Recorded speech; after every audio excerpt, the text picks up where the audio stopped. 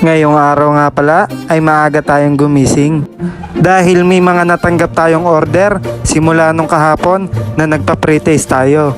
At di ko nga inaasahan na magugustuhan nila ang ating kalabasa chips. Dito pa nga lang sa mga kakilala ko ay sold out na agad ang ating kalabasa chips.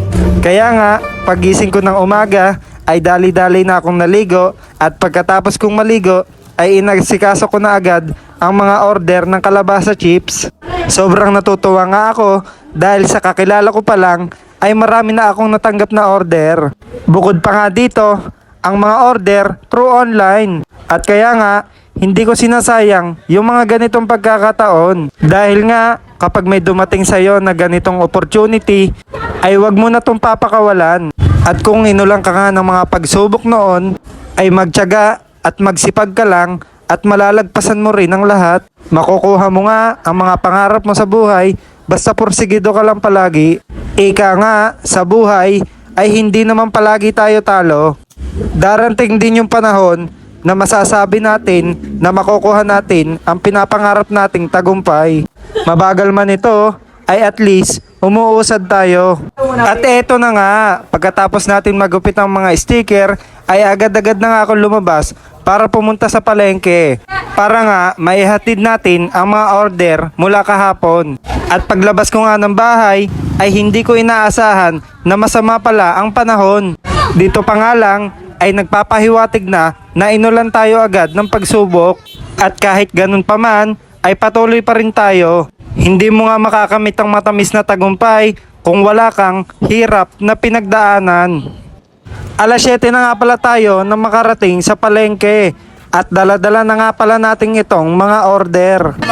May umorder na sa, may kumuha nung kalabasa chips natin. Pilit ang kinuha. Wala ka. At ito na nga ang unang customer natin na si Marvin.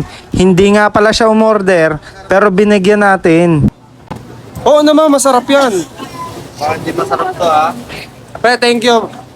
At pangalawa nga, at ito, si Boss Pipoy. Dalawa nga pala yung in-order niya kalabasa chips sa atin. Sama yan. Iuwi mo. Oo. Yun. Uutuin ko yung mga bata kung kakainin. Yun. Pag kinain, good. Ayun. Iuwi daw ni boss.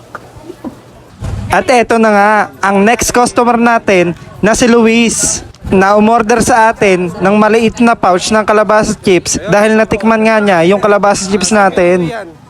Para sa anak ko kasi bagay na bagay sa kanya to. Sustansya. Yan. Yan ang gusto ko. Oh, maraming salamat, tol. Maraming salamat din, tol. At bigla ngang dumating sila Ate Sara. Yummy! Ayan. Dito pa nga lang ay agad-agad na nilang tinikman ang ating chips.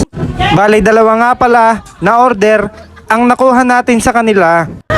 Tikman mo. Grabe. Tapos makilala niya yung pamaypay na dala niya. Hindi mo naman sinabi, dapat nag-ano kami.